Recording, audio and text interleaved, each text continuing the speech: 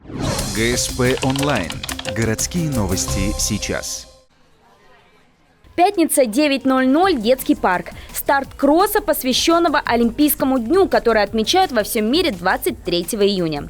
Соревнования традиционно проводятся с целью оздоровления юных ухтинских спортсменов. На сегодняшний день у нас существует 4 спортивные школы, воспитанники которых как раз и участвуют в этих стартах.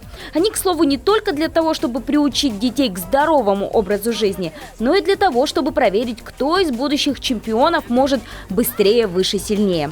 Кросс делится на 4 дистанции – 1, 1,5, 2 и 3 километра. Как отмечают участники, задачи не из самых легких, особенно с учетом того, что бегом профессионально занимаются не все, и к финишу прибежать не так-то просто. Финиш, потому что перед этим пробежали 3 круга, старались бежать максимально, но на 4-й круг уже терпели. Уже не было сил, и надо было как-то выложиться. Да.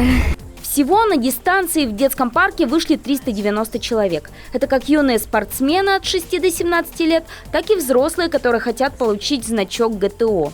До 30 июня те, кто хочет отметиться как готовы к труду и обороне, должны сдать 10 тестов. И у желающих еще есть шанс.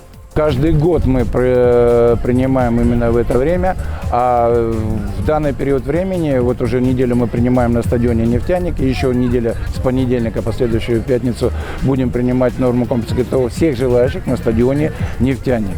Чтобы сдать нормативы, нужно для начала записаться по номеру, указанному на ваших экранах.